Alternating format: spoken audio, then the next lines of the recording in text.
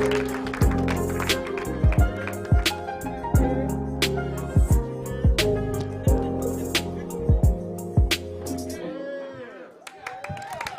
up? Thank you for coming to Keep Your Distance comedy to the people who are here. God bless you, family members. Risking an infectious disease to see your loved ones.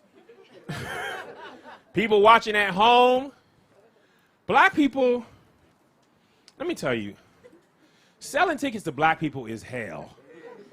Black people will know about something for 3 years, have every intention of buying tickets, and will not do it till the day of. Why? Why? I want to know why? Because we're afraid. Black people don't trust nothing or nobody. I don't want to let no money go too early. What is it, 12 when it starts? All right, I'm just going to have to move some things around. You have $10,000 in your account. You won't let go of 12 till you absolutely have to. Why? I don't pay no bills on auto pay. I don't trust you. Don't go into my account. Don't look for nothing. You might take the electric. You the lights. What you doing looking at the electric? Don't come in early. I don't know where I might be on the 1st. Bruh, we don't trust nobody. I don't like to give my routing number out. None of that stuff, bro. Leave my bag. I'll hand it to you. Don't come asking for it. Let me push it out. I'm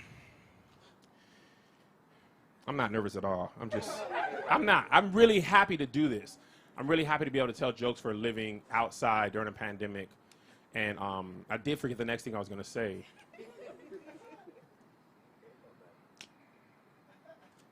No, I'm sitting in this. No, I'm sitting in it. I'm not even afraid. That take your time, baby, from church, though. That does not help. When they be up there bombing, I feel like we need to boo in church, by the way. Just as Lutner said that, we need to boo in church because people be dying on stage. And we be like, it's all right. It's not. It's not. This is not going well. God, let God use you. God has nothing to do with what's happening here. God is like, they are bombing. Like, God made people. He knows some people suck at singing. You got to let people be booed, bro. They got to die on stage. At church, too. That's why they be going to American Idol thinking they're good and stuff. Nah, bro. Tell people they're trash. I remember my son, man. He was playing basketball. He was embarrassing the family name out there. He was awful. I mean, he was fast, but he had no coordination. They kept turning the clock off on them. They was getting blown out. You know how bad your kids lose? They just turn the time and the score off. Just like, y'all just play for a little bit. We don't really need to remind you it's 700-6. My son would steal the ball and then dribble it out of bounds. I'm not clapping for that. You suck at basketball. Being a good dad really has diminishing returns. Like, for real, being a good father it doesn't help after a while. Like, your kids be trash because you're good. You be in their life, loving them, supporting them. What they do, be well-rounded, leave you. I hate it, man. And I know my sons, they can't be out here going to the league. They got no chance of going to the league. They got no my dad left chip on their shoulder. When you out there hooping dark, it's because your dad ain't there. I'm taking care of mama. You out, ears bleeding, I'm going to the league. Your dad picks you up, you don't take that many shots. Your dad's like, Mom cooked. You're like, all right, man, I'm gonna just go home. Where's the passion? So many NBA players are there because their dad wasn't in their life. Dads be coming back. Kids be rising on the ranking board. Be like, is that Trayvon? Might be my baby. Let me just peek on in, son. You know, I ain't really been a part of your life. I want to help guide you through the process. I don't want nothing. You know, whatever you can give me. Black people love to tell you they don't want something they didn't ask for. You know, I ain't asked for much, but whatever you have, I will take it. I will. You know, ain't gonna make me no never mind. I'm trying to be a good father and, like, listen to my kids and hear their feelings and all that stuff. Bruh, my son told me, we learning their love languages and stuff. He was like, I don't really like when you and Mom hug me and kiss me. Physical touch is not my love language, okay? Right? That's good, right? Oh, man, I want to respect his feelings and stuff. Okay, man, I honor you. What would you like? You know, quality time is more important to me. Okay, son, I love you. That's what we'll do. But you know what I was thinking? I didn't even know my dad. I would have taken a hug, a kiss, a baseball mitt, anything. You got the nerve to pick and choose love? I ain't have no love on the table to choose. You was out here like, this is too much love for me. When you hug me, I feel smothered. Can you, listen, my son asked me to close the door in his room. I was like, what door? These is my doors.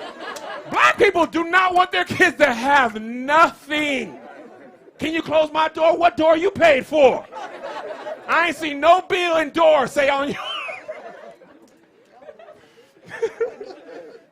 It's something that people say that I always think about. They be messing up in life and they be like, God knows my heart. Only God can judge me. Bruh, like that's true. But also, only God can judge you. Like, do you know what that means? We be saying like, don't worry about me, only God can judge. God be sending people to hell. Shouldn't you be worried about God? Listen, God in the Old Testament, big petty energy. It's hard. Now, I know Christians, we be like, what? What? God, listen, read the Old Testament. God was out here killing people. He told, dude was walking the ark. He was like, y'all take this ark over here and don't touch it, okay? The oxen stumbled. The ark was falling. The dude went to hold it up. God killed him. What'd I tell you? I said, don't touch it. He was like, I was trying to hold you. What ark? That's the same energy as who told you to close my door. That's my ark. If I say don't touch it, don't touch it. Now you dead. What did I say? God has big what did I say energy in the Old Testament. Lot's wife. What did I say? Okay, he said, look, run. Don't turn around, no matter what. Okay, Lot's wife. She's like, you sure he said that, Lot? I know she questioned him. Okay, because in my mind, everybody in the Bible is black. I just feel like that's, my imagination, it just goes better like that. So I feel like Lot heard from God, then he had to talk his wife like, yo, man, God said he's going to burn the city down. We got to run. She was like, when did he say that? What did he say? How? What day? Today. And when he said run, don't turn around. So they take off running. His wife turned around. She like, my lace front. God was like, what? Why else would his wife turn around unless she just got her hair done? You can't get your hair done in Canaan. You going to Galilee, you need that lace front. So God was killed her. Boom, pillar of salt. What did I say? I'll kill y'all, cuz. That's what God said a lot in the Bible. I'll kill y'all, cuz on me, on God, I'll kill everybody in this earth. God, with Noah and the ark, God said, I'm finna kill everybody on earth. And did it. God was the first person that said, I brought you in this world, I'll take you out. And he killed everyone. They was like, dang, God, you killed. He let roaches live and killed people.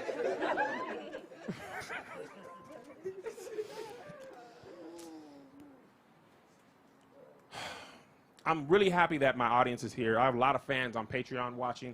Shout out to y'all. Thank y'all for watching. When you really think about it, Patreon is just OnlyFans for creatives. Like if you think about OnlyFans, y'all know what OnlyFans is? Women be selling, a little butt picture, they be little something for a little 5, little 12, you know what I'm saying? They be covering up in the photo, but like for 15, you can see what else is out here, right? That's what Patreon is on the creative tip. I'd be like, hey, I got regular content out here on Instagram, but if you come to my Patreon, I got full podcast episodes over here. That's the little bit of show you a little booty cheek, just a little half. You know where it starts. You know where the butt connects. That's OnlyFans and Patreon. Didn't work as well as I wanted to. That was the joke I was trying to remember. It was supposed to go in the middle, but it didn't go. Anyway, I have other chances to redeem myself. I'm trying new jokes every week here, so thank y'all for coming. We getting the show started. Y'all show some love for the very first comedian coming to the stage, my boy from San Diego, California. Make some noise for Dustin Nickerson!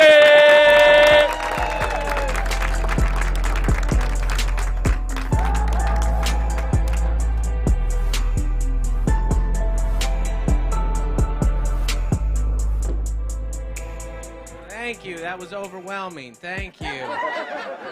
That is that kind of energy I like up top. Thank you. Thank you for everyone watching online and for all of you here in person. attending this debatably legal comedy show. When I walked in here, everybody was looking at me like I was the guy sent from the city to shut it down. There's no way he's part of the crowd. I like to think about, like, again, people, I don't know what people can see, but we're in an alley, and nothing has ever good happened in an alley, and people are always questionable about things happening in an alley, and I like to think about just some random white guy walking down the street and hearing a black man on stage saying God wants to kill everybody, and that everybody in the Bible was black. I feel like it might be a different understanding of what's happening back here. This is nice, though. A lot of people, like, get real tense when I talk about race. And I get it, because I'm, like, aggressively Caucasian. I'm, like, cartoonishly white. Like, the whole vibe, I kind of look like a homeschool Macklemore, you know? Like, I'm just sitting here waiting for a Honey, I Shrunk the Kids reboot. Like, that'll be my big break in the industry. I'm very white. Someone got me a salmon-colored shirt recently. I can't wear salmon. I am salmon. I put it on, I was just floating glasses at that point. So people get, like, tense when you even mention it, and especially when, like, me and my wife are together. My wife is somehow even whiter than me. Today is our anniversary, actually. We've been married for 16 years today. Yeah, aw, that's nice. I was just trying to get you on my side. She's like, when you see us together, it's like embarrassing. Look, we look like we were born in a Panera Bread. You understand me? Like, when J. Crew went under, people were texting us, like, you okay? You okay? I know this hit you hard. But my wife, her whiteness comes out in other ways. So I grew up in a very diverse community. My wife, not so much. So it's like, it's hilarious. We recently were at my son's soccer game. All right, it's a while back before youth sports were illegal. And my son's friend comes up, who happens to be black, and my wife, who's super friendly, goes, hey, what's your name? And the kid goes, Jameer. And this is the moment that I realized, like, just how white my wife is, because the kid goes, Jameer, and my wife goes, John Mayer. That actually happened. Just like that. That's not a slight exaggeration of a story. How white are you that that's even possible? That Jameer gets thrown up in the environment, and your white brain receives that information, processes it in full, and goes, yeah, John Mayer, that's what I heard. I didn't mishear. I'm not going to ask a follow-up question. This little black child's first name, John Mayer, that's it. His name is John Mayer. His body is a wonderland. Let's go do white things like brunch in an escape room. Let's go. I have a Groupon. So it's when you get us together, it's a whole thing. But we're doing our best. Like trying with the homeschool and stuff, with the forced homeschool. I can't help my kids. I'm too dumb. I can't help them. They asked me the question. My son asked me what an integer was, and I got all sweaty. I couldn't. I told him it was the blue, purple color in the rainbow. I didn't understand. I've never been this close to their grades before. Like, I've never been this involved. And I'm like, ooh, this is like, I have 3 kids. One of them is dumb.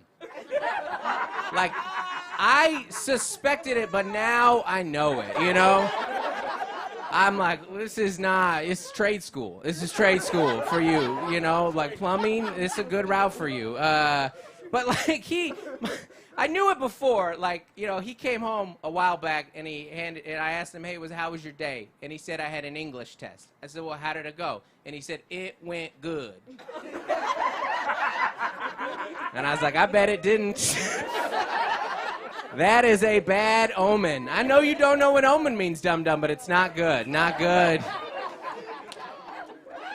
Kev was right, though. I mean, you do need to stop telling kids to believe in their dreams. Because not every dream is realistic for every person. Kev's saying his son wants to be in the league. My son wants to be in the league. He has a dad, and he's mine. No chance. No. Look at me. There are no me's in the NBA. But he gets fed these lies. My teacher said I can be anything I want when I grow up. Son, you're not going to grow up to be a tall black man. That's not going to happen. He called me on it, though. He's like, no, Dad, sometimes short little white guys do make it to the NBA. You can't think like that. You got to think positive. What about John Stockton? Ever heard of him, Dad? John Stockton, Hall of Famer and the all-time leader in assists. I said, yes, son, assists. His best skill, passing to the black guys. He wasn't good at basketball. He was good at hot potatoes, what he was good at. Bail me out, Carl. All right. People get real uncomfortable when you talk about any of this. People get real uncomfortable when I talk about, like, any of the race stuff or the protest stuff, too. You know, like, even just mentioning that I would go to the protest, people would get. But I admit, you know, there are certain things that define us. Once you become a dad, you are always a dad. The whole world that you filter is through a dad. When the first protest started, remember the big one in Minneapolis at Target? I was watching that as a dad. I was like, this is ridiculous. What are you doing looting a Target? You don't loot a Target. If you're going to loot, you need to loot a Nordstrom Rack because they have a way better return policy, all right? You can return anything in Nordstrom Rack. You could have looted a Nordstrom Rack, brought it could still have the glass on it, and they'd be like, store credit, is that good? Nordstrom Rack will take anything. You turn that into cash. That's a smart move. And I will say, so I live in San Diego, and one of the areas that right where I live, La Mesa actually got hit really hard. There was a big riot. 3 buildings got burned down. All right, sad. It's the thing. It happened. Now, there was one thing that happened. One business. It's not funny. It's kind of funny. A Play It Again Sports got looted. You guys familiar with Play It Again Sports? They sell used sporting goods. If you're gonna loot, get something new. Treat yourself to stealing something new, at least. Get a TV, a new, but no, someone's like, man, I need that used hockey stick. That's what I need right there. But even so, that's the whole dad thing. Even so, I attended a few protests, and even that, I'm way too dad on it. I did too much research ahead of time. I was like, all right, so like, how long's the walk? You know, like I need to know what pair of New Balances to wear. I don't. And, like, is it going to get, like, how fast are we going to be going? Like, is it going to get cold? Like, should I bring a jacket? Is that necessary? But you know what nobody tells you what to do when you go to the protest? Is nobody tells you what to do with your sign afterwards. I have a sign. I made the sign. It says Black Lives Matter. I believe it. I'm on the team, all right? But I made the sign. It's not a nice-looking sign. I'm not going to put it on the wall when I get home. But I also don't want to be seen putting a Black Lives Matter sign in the trash.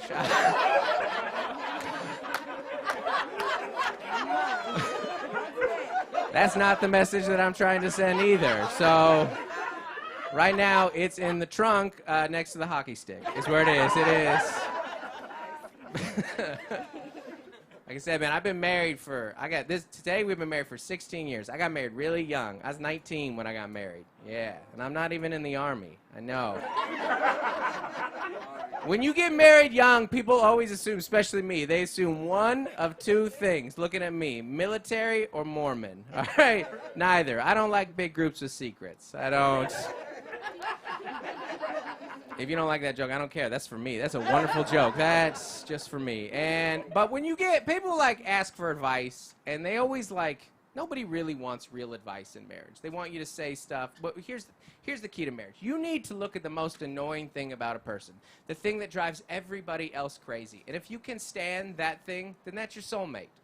That's how you know. And that's what should be on dating apps. It shouldn't be like, I like kayaking. It should be like, I grind my teeth at night. FYI. That sounds like brick on brick. You need to be able to stand that. And because you're just raising kids together, you're going through stuff. And now that they don't have school, like, a lot of your parenting happens based on things that happen in school, the experiences that they have. My son, recently at his school, another kid snuck a joint to school. And my son alerted the authorities. Yeah, it was this crazy moment when I realized I had a good kid, but not a cool one. I was like, I am so proud to have you as a son, and I would never want you as a friend. You little snitch. Like, that's why you're getting bullied right there. That is, I can't even get mad at him. I'm going to join the team right now. But you're just going through. I like when like young people like they say stuff like one of the things that like is a key to a marriage is getting together and just hating things together. It's important. Me and my wife, it drove us insane. Someone sent us an invitation recently for a baby shower for their 4th child. You're just being selfish at that point, right? 4th child. What do you want me to get you? A book on family planning? Is that what you want? Is it a pop-up book? No, it's a pull-out book. Is what it is. You can plan these things, all right? This is in your control. No, it's God's will. He wants you to stop. He does, I promise. I promise. That's the Old Testament. Anyways, getting two in the Bible right there. God wants to kill everybody, right, Kev? I do miss, probably the thing that I miss right now the most, though, is youth sports. I love going to my kid's game. I give him a hard time, but he's a little jock. I love going to. The only thing that I like watching more than my kid at the games are watching the kids that are there against their will. You ever watched a child be forced into youth sports participation? What a gift. What a gift from the Lord. There was a kid on my son's basketball team named TJ. TJ does not sit on the bench. TJ lays on the bench. And whenever they call his number, it's a big dramatic scene. He flops out of the ground, rolls out to center court, flips off his parents. I love TJ. All right? I can't get enough of this kid. Every time he's in the game, I'm like, yeah, TJ, TJ. I have a foam finger. It's just the middle finger. I love TJ. All right? It's because he's a wild card. I don't know what he's going to do. I've seen a million kids make or miss a basket. I have seen one kid bite a ref. That's theater right there, all right? At the end of last season, at his best moment. You guys have all seen the viral YouTube moment where some kid who's not very good gets his first basket of the season. Everybody goes crazy. They put TJ in. Everybody's going nuts. The other game stops. Everybody gets their phones out. Defense clears. TJ's big moment. Big dramatic scene. They throw him the ball. All eyes on him. Big dramatic moment. 5, 4, 3. This psychopath does not shoot the basketball. I swear to God, he licks the basketball and then he kicks it into the stands. I'm dying. This is the best moment of my life. I have never been happier than in this moment, all right? And then he turns and looks at the crowd like Gladiator, like, are you not entertained?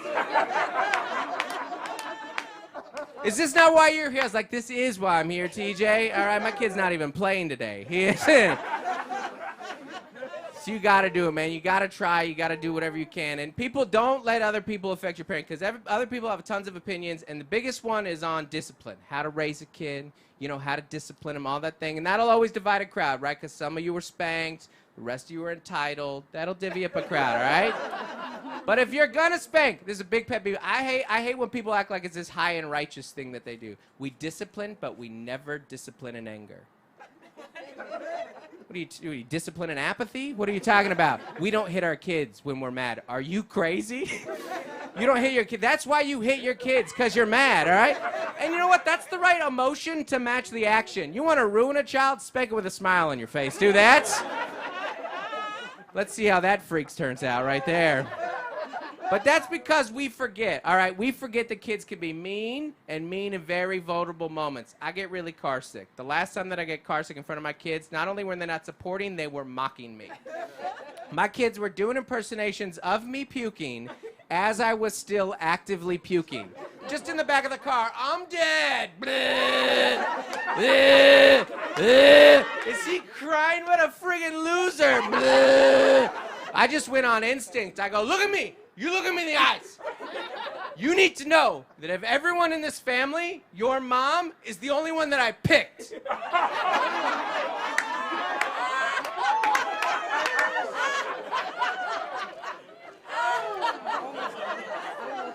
I can feel that split the room a little bit, all right? Some of you offended, and the rest you're like, I need to write that down, all right? You guys are fantastic. Thank you for having me, everybody.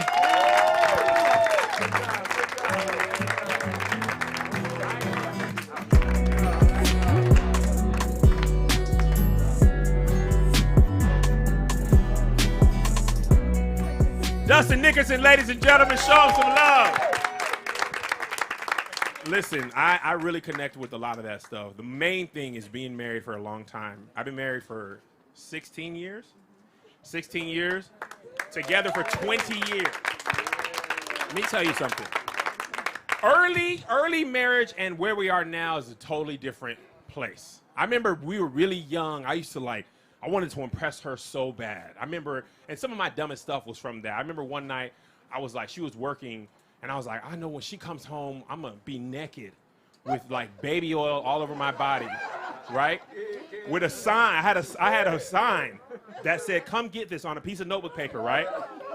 What happened is, what I didn't know is she was working late, didn't tell me, right?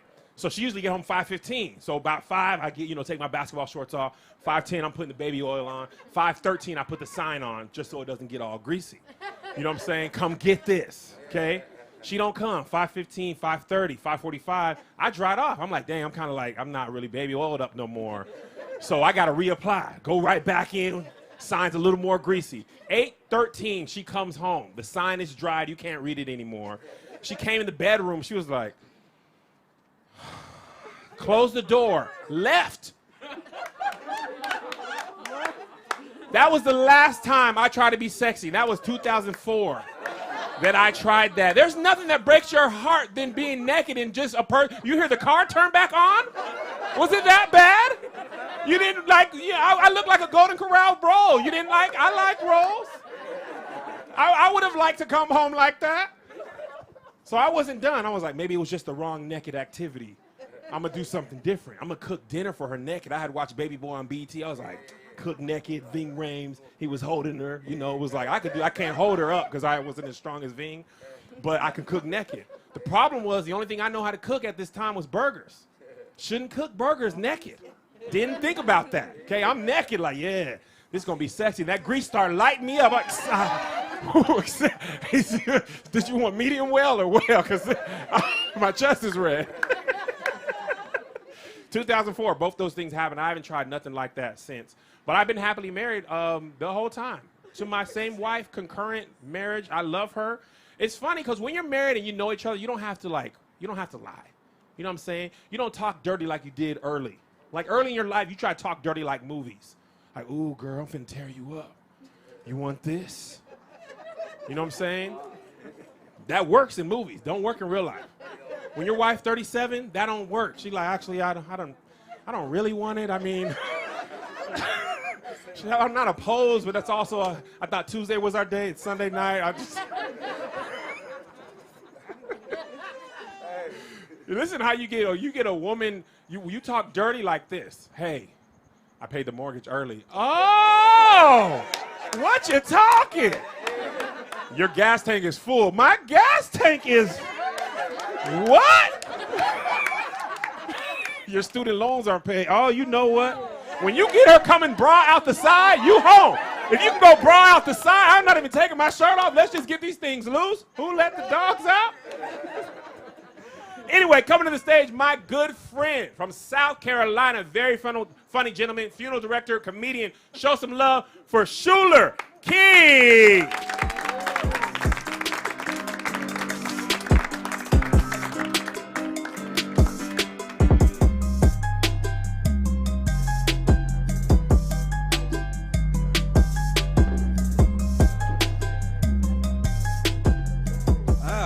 Okay, all right, hold on, wait a minute. We can do that again. First of all, I want to give a shout out to the man from the health department coming up here, putting the condoms on the microphones and stuff. He messed up the whole flow of everything. I hope you're keeping up with those over there, because please don't get them mixed up, because this one's wet. You didn't know? Yeah, so what we gonna do? It was like a wave. Kev introduced me, and then, it kind of died down because he had to put my condom on for me. So what I'm going to do, I'm going to reintroduce myself. And when I do, y'all make some noise like we all not scared to die after the show. Thanks, Kev, for putting this together. He talking about God being mad in the Old Testament and everything. This is retro God right now. He's in his COVID-19 bag, but you got us all out here risking our lives. I thank you. So what's going to happen is I'm going to reintroduce myself. Y'all make some noise, okay? I know some of y'all looking like, what we need to clap for you for? I ain't never seen you on nothing. I ain't never seen none of y'all on nothing.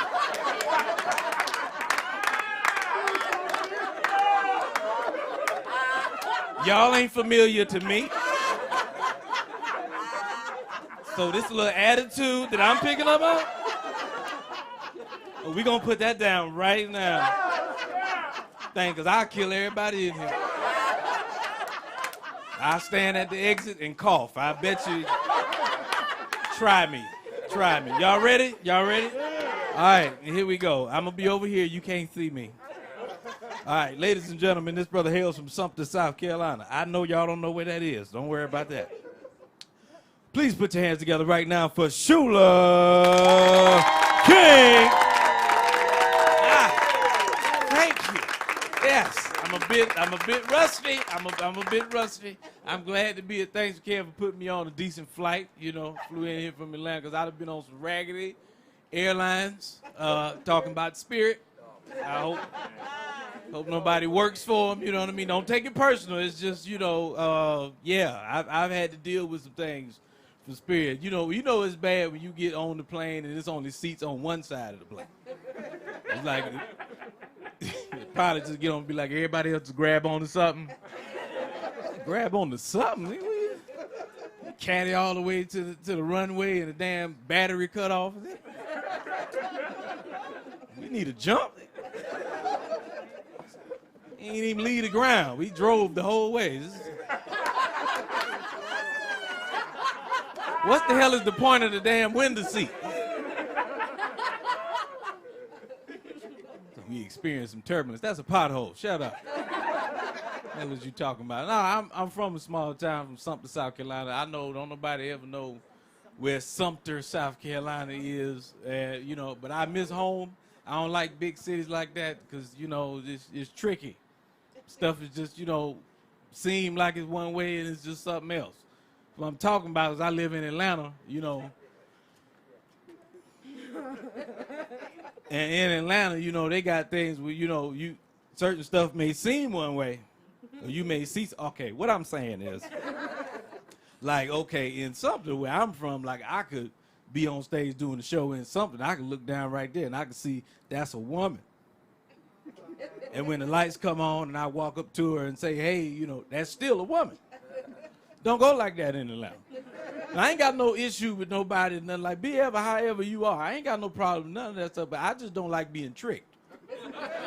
That's my issue. Don't trick me. Don't do that. 'Cause I, you know, don't come on out the closet. Don't confuse me. I don't have time for that because I met, you know, like women get frustrated dealing with all kinds of stuff. You know what I mean? They get caught up with down low brothers and stuff like that. You know what I mean? I feel for y'all, but I have a treat for you. I messed around and found a clue to let you know whether you're dealing with a down low brother or not. And look at the women paying attention like it. Hey. No, it's something simple, and I'm gonna tell you what it is. When I say it, all of y'all gonna look at me like I'm crazy as hell, and then I'm gonna have to show you, and you're gonna see exactly what the hell I'm talking about. All right, here's the clue. If you see your man's bottom row of teeth too much, didn't I say y'all was gonna do that? I said y'all gonna look at me like I'm crazy. Now I'm gonna show you. You gonna see exactly what I'm talking about. Ladies, pay attention to your man. Watch his mouth, okay? Just watch how he articulates his words. Watch for the bottom row of teeth. All you gotta do, walk in the room, ask him a simple ass question. Watch his mouth when he answers. Just walk in the room and say, baby, what time did you say you was going to the gym? If he look at you and go, by 6.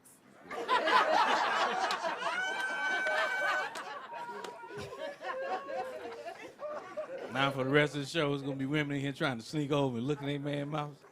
Brother's gonna get all defensive. Don't be looking in my damn mouth, Charlie. You ain't never seen my bottom of a teeth. Don't even play like that.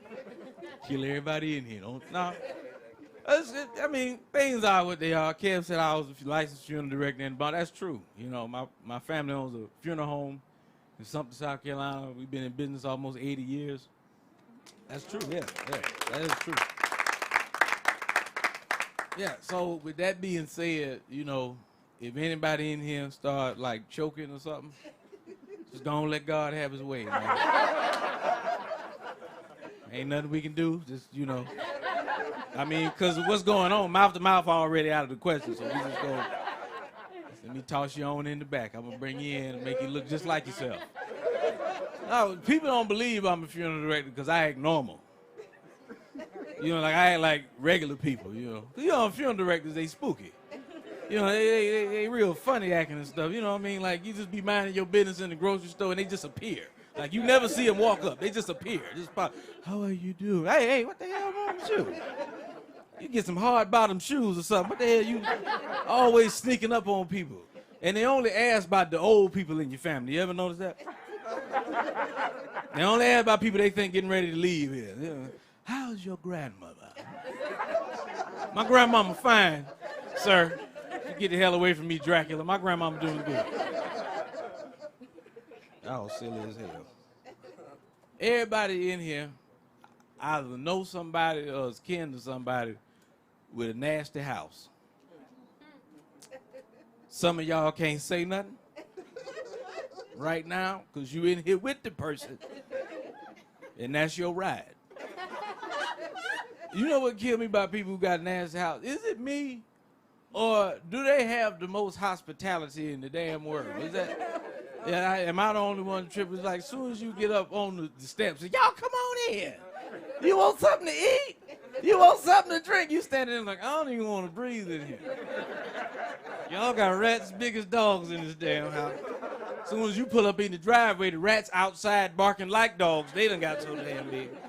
You pull up, they... What kind of dog is that? Look like a German Shepherd mixed with a possum. What the hell is that? You be in people's nasty house, you try to find that one spot that you can halfway tolerate. Usually it's on the edge of a chair.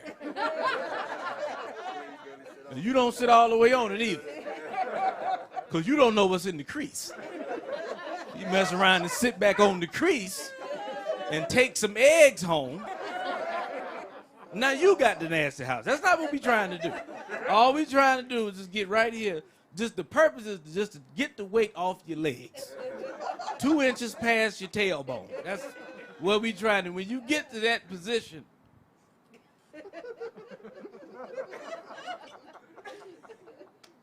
you try to stay real still. And the only thing you move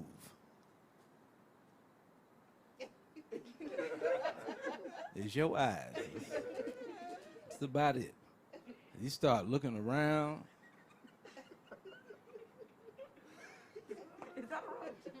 Start noticing stuff. So I look over here. See ants. Look over here. See roaches.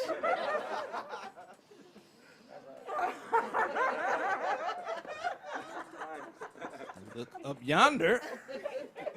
See spiders. And I saw something in my peripheral. Peripheral, you know how you say the word. That, whatever, yeah. Saw something run under the refrigerator. I don't know exactly what it was, but I know it had on Reeboks. I know classics when I see them. And in seeing all this, you get what I call the heebie-jeebies. That's when your skin just don't feel quite right. And it seemed like clockwork. When you get the heebie-jeebies, a piece of dust, a string, or something mess around and land right, you be like,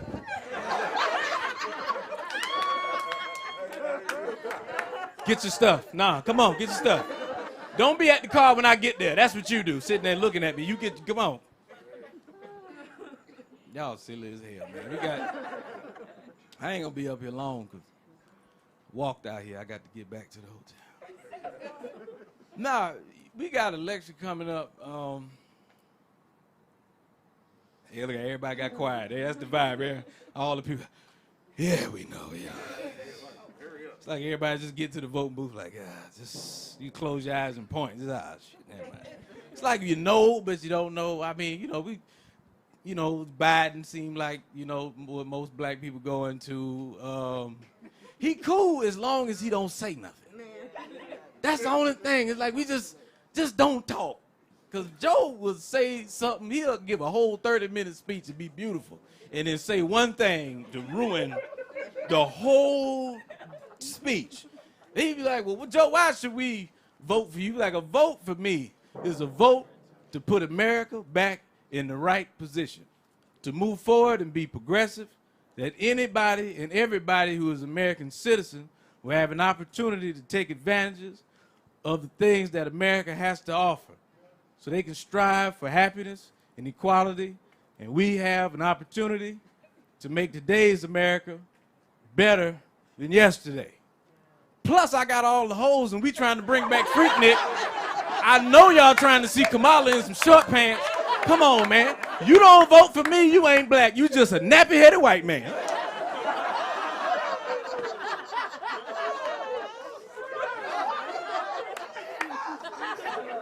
If you're looking at the TV like, what the hell did he just say? And then 20 minutes later, you be like, but he makes sense, though. That actually, you know, I guess I ain't trying to be no nappy-headed white man. He was better than Trump. I mean, you know, if you voted for Trump, whatever. I don't, you know, it's America. You do what you want to do. Just don't let us know. Not here, you know what I'm saying? I didn't, you know, I had my reasons. I had my own personal reasons as to why I didn't vote for Trump. And it had nothing to do with politics. It had nothing to do, you know, he came out, said all the stupid stuff during the campaigns, you know, you're going to build a wall. I'm like, but they got tunnels under, never mind, don't worry about it. You know what I mean? He said all the stuff about the Mexicans, you know, anybody in here don't like Hispanics, you know, don't say nothing because we surrounded. Just leave that alone. They can hear us. I don't care what nobody say. We surrounded. Don't worry about that. But the reason I didn't vote for him is very petty and simple and stupid. My own personal reason is just that I really don't think you should be the president with your head looking like that. I'm sorry, that was all I needed. You want to run the country, but you don't want to run a comb through your damn head. You're not out here representing us like that. That is improper representation, sir. I don't need everybody around the world thinking that this is what we do. Hell no. Because I feel like, you know, the hair, and I want y'all to follow me on this, feel like the hair would serve as a distraction in the UN meeting. I'm not laughing. No, you see how, like, you know, they had a UN meeting, all the countries get together and discuss how they gonna run the world and all the other kind of stuff, you know what I mean? I feel like you're gonna be in the UN meeting and he's gonna be up there talking, but nobody can pay attention to what he's saying because they all looking at his head. And you know one of them presidents, one of them world leaders is gonna have to say something. It's gonna be African. Yeah, because they don't like being uncomfortable for no long period of time. No, they not gonna do that. It's just gonna be up there talking. One of them African leaders just gonna be like,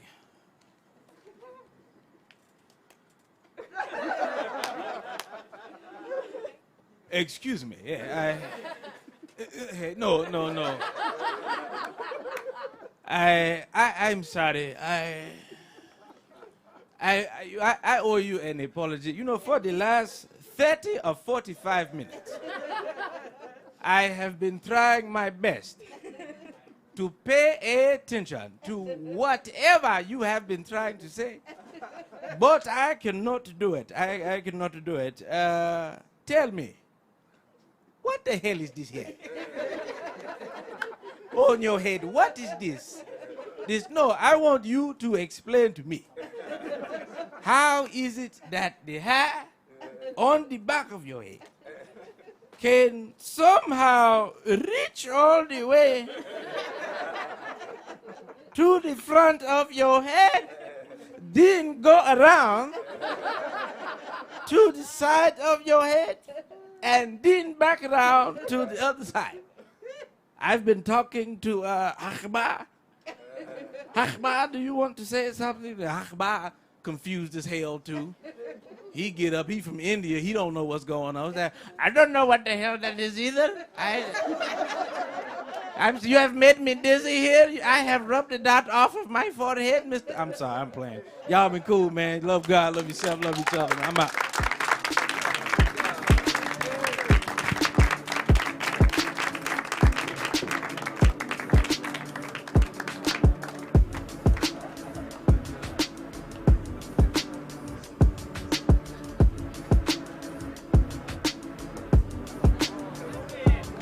Show some love for Shula King. Shula King, ladies and gentlemen, show some love. Now, we're going to talk about it, because I've been putting my shirt off in the world, and I've been getting a lot of crap, okay? No, look at this. Okay, here's what I want to talk about. When I put my body out in the world, it ain't fit people who have something to say. Okay, my cousin Tony, he fit. Abs, muscles, veins. They don't say nothing. It be people who look like me, like, Kev, you bad built. We are bad built. Don't come you. I look like more than anybody in America. Okay, most of us, we soft somewhere. Okay, Heidi, people been going through stuff. When the quarantine started, I was like, man, we finna get right. Then like 3 minutes later, I was like, man, I haven't had an Oreo in minutes. We just be at home. I don't eat because I'm hungry. I eat because I haven't eaten in a little bit. It's tough though. I be trying to be confident, but I don't be confident. Because I be putting it on like, yeah, normalize. You know? On the last episode of the season of Insecure, they had the TSA dude. He was fat. I have never felt more seen. I was like, fat men be having sex. I seen some of your baby's fathers. We out here. Don't be you keep a little too hard. I seen Jerome. Jerome looked like me.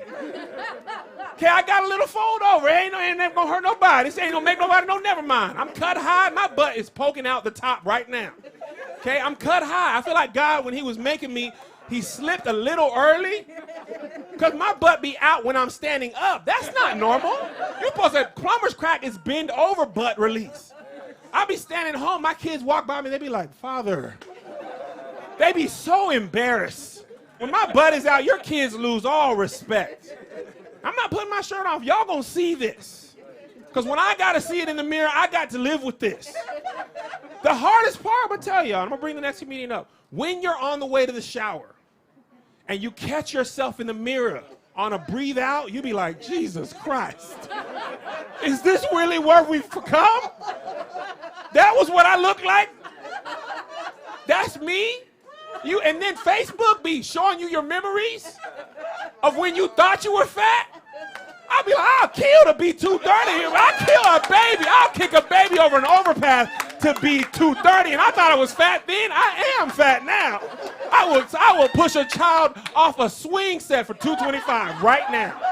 No muscle, just 225. I'll kill your baby. Boom.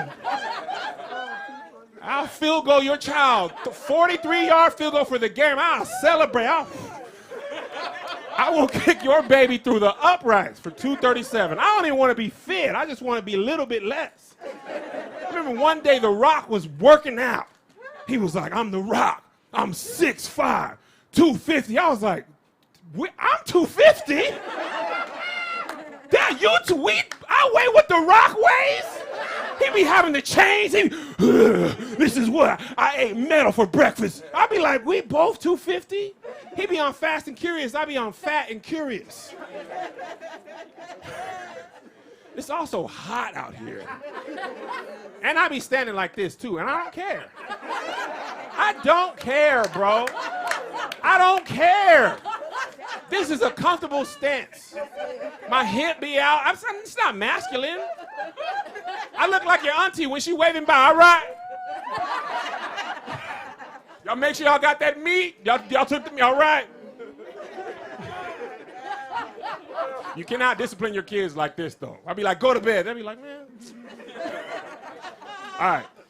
I might just stay like this for the rest of the night. Show some love for Shula King, but coming to the stage next, very funny comedian, has been on Comedy Central. He got a special out called The Town right now. Very funny comedian, very funny writer. Show some love for James Davis.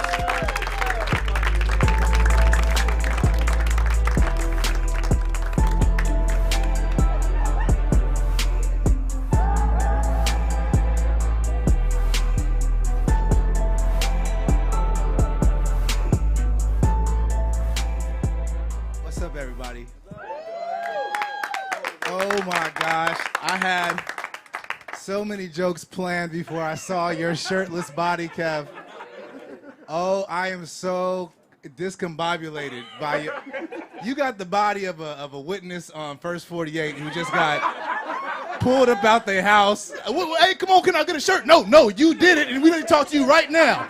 Like, the nigga who did it always got no shirt on. He just got woke up. Oh, well, I gotta come right now because you killed somebody last week. That's why. Oh my gosh, Kev. Oh my God, Kev, you look like you were the #1 high school athlete and then you got married after graduation. And you've been eating good ever since. Oh my goodness. Y'all remember the movie Santa Claus? The Santa Claus where the dude was turning into Santa Claus? Early on in the movie, like he was just 3 weeks into Santa Claus. That's how Kev looked. Three weeks into Black Santa Claus. His white beard ain't come in, his gift belly ain't grown out yet, but catch that nigga in December, he will be Black Santa Claus. Oh my gosh. This is a beautiful, beautiful setting, like this area right here. What y'all can't see looks like a scene from Bad Boys where they pick up the dope. Like Mike Lowry is somewhere in here undercover looking for the Zuelo brothers or somebody. But this looks like comedy / I should be like beatboxing in 1989. Next up, Cool G Rap, but first some jokes from James Jigga Jigga Davis. Ha! All right, man, George Bush, racist motherfucker. Y'all heard that new KRS-One? Man, that shit is nice.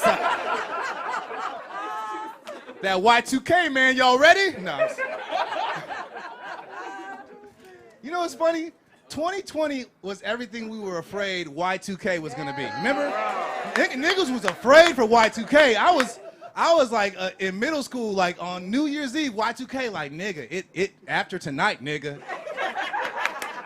Shit might just blow up. That's how they talking about it. This is Y2K. Are we ready? But shoot, 2020, this is some like throwback racism we having. Like this is that racism from like Eyes on the Prize. Like the shit I see on the news, if it was in black and white, like we live in the documentary right now. Like this is crazy. Like I see some shit on the news, I'm like, man, this is gonna be somebody's homework. They're gonna have to write a paper on this. Somebody gonna have to do an oral presentation on the Raging Karens of the year 2020. Just some 5-year-old like, I did a presentation on the Karens of 2020. In the months of March through June, white ladies lost their mind and were attacking everybody. That is my presentation. Thank you. Appreciate it. I got out there, I protested a little bit. Just a little bit, you know. Still, you know, COVID out here and whatnot. But, you know, dabbled in it a little bit, a little shallow end of the pool.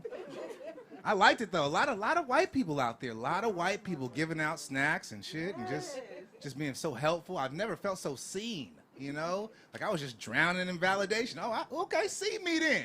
See me, feel me. Okay, white people, you get it? You get it? All right then, let's go. This white girl gave me roses. I was like, okay, you know, this is not gonna fix racism, but thank you. But yeah, I mean, ladies, I'll say this. Activism is a sexy look on y'all.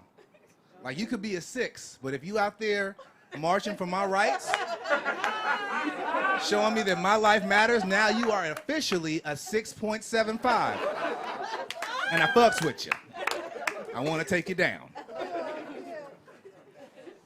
But it's crazy right now. Like, it's just so tense. Like, you can't even have fun with racism no more. Like black people, we have this privilege. We can be sarcastically racist because we're clearly not racist. So we'll say some racist shit like, ha, there's really racist people out there like that. And we might have a laugh. But you can't even be sarcastically racist. You might joke around, say some jokingly racist shit with your black friend, and then some hidden racist comes out like, I know, right? It's like, whoa, nigga, I was kidding, okay? I did not mean it. Just gotta watch your words now. Like, I went to Cheesecake Factory during the pandemic, like literally the week they opened up restaurants, and I don't know, maybe I missed like a black people email, but like the Cheesecake Factory in Marina Del Rey was swimming with black people. It was like, yo, we taking a day off from the protest, we eating cheesecake. Like, It was nothing but black people there. And I was there with my homie, and I joked around, and I was like, the niggas have taken over Cheesecake Factory. Now I'm joking around, but if the owner's like, I know, we're working on it. It's like, whoa. Now I gotta burn it down. I was playing around.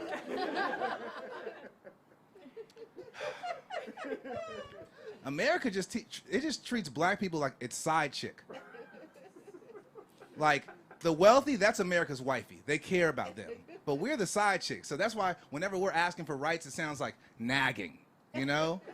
They're like, we just gave you integration, faucets and shit. God damn, like, we sharing faucets? You in my ear. What do you want next? Job equality? Education? Oh my God, you always nagging, always in my ear.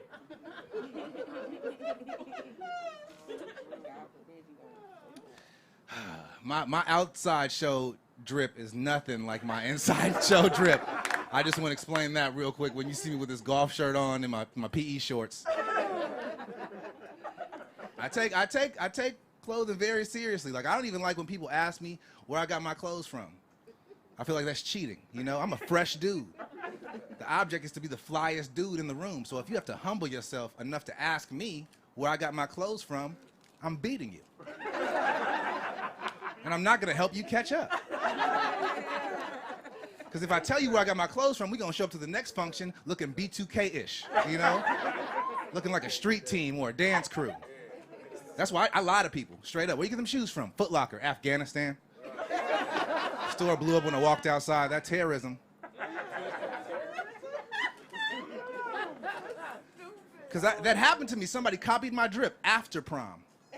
I spent the whole, because after prom is serious if you fresh. Because you really can't out drip nobody for prom. Like, you can't out tuxedo me. Like, cummerbund, I see you. Like, but besides that, you can't out tuxedo me. But after prom, that's where you show your sense of style, you know? That's where you show how much your parents make, you know? Like, right there. Let me see your outfit. What's that income looking like? I spent the whole day looking for the perfect outfit, and when I hopped into my stretched Hummer, when I hopped out my stretched Hummer limo and walked into after prom, 3 other people had on my exact same Iceberg, Speedy Gonzalez, sweater beanie combination. We looked like the Jackson 4. People would just stare at us and start forming a circle, expecting choreography. Like, I do not know them. We have nothing prepared. I'm very liberal when it comes to, like, everything but clothes. When it comes to clothes, I'm very conservative. Like, if you hang out with me and you wearing, like, mix-match labels and shit, I'm like, oh, hell no. What in the tarnations? Are those Adidas pants and Nike shoes? Who raised you? I do not mix the companies. You keep your Adidases over here and your Reeboks over here if you're poor or something. But you do not mix your Nikes with your Sauconys or whatnot. I get mad. Get out of here. Get out of my face with your integrated labels. Looking silly. Like you ain't got no goddamn sense. I'm in my 30s. I've been having sex for a while. How do you like that segue? I'm at the age now where I have to ask myself, is my pullout game incredible, or can I not have kids? You know, like.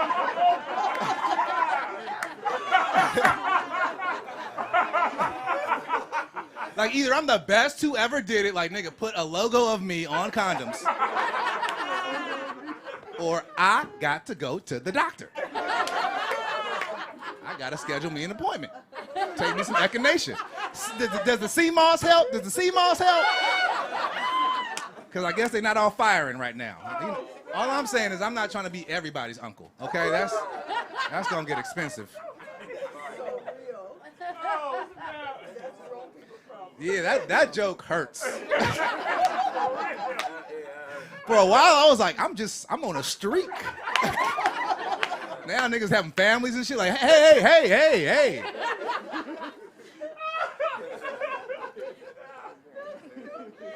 I'm really into health. Your health is your wealth. We gotta put this out here. Black people, we gotta stop making fun of how white people make their food.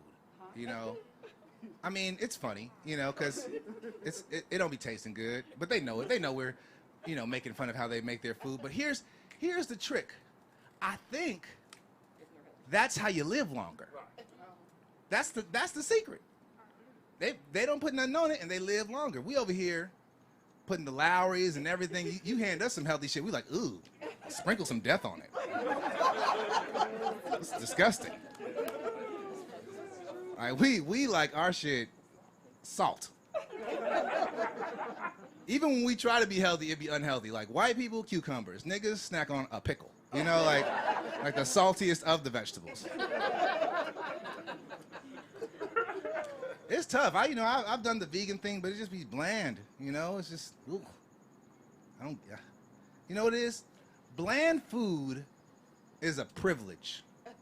It's a privilege. That means your life is so good that 3 to 4 times out the day, you can deal with some chew, blah, blah, you know? Because everything else is going well. Black people, our food got to hit.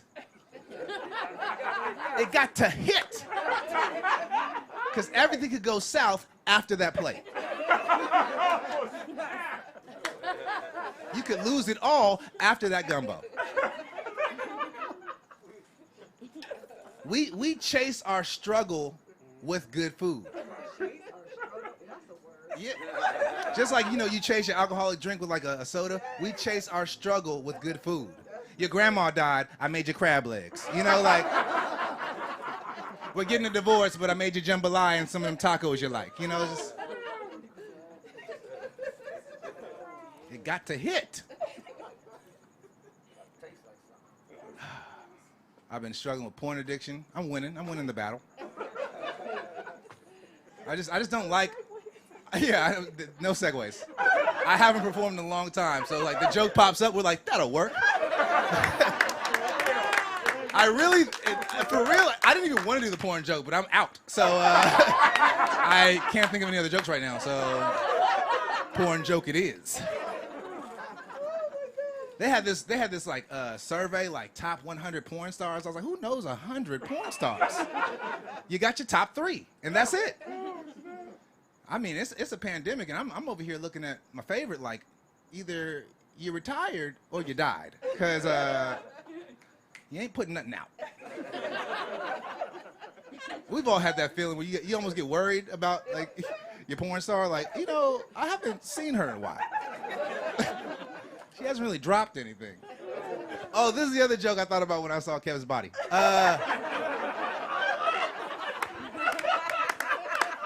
Okay, so when I'm watching porn, I have two different emotions. Okay, like if a porn star is fucking somebody in shape, it's like, oh yeah, they're having sex. But if a porn star is fucking somebody with Kevin's body, I'm like, she on the clock. You know. Everybody gotta get it how they get it, right? Man, she making that money. She doing what she gotta do to put food on the table. That's unfortunate. She would never if the cameras were. You feel a little bad for her, like, damn, you doing your thing, girl. I know you don't want to do that. I have not performed in a while. I am a nicer comedian than this.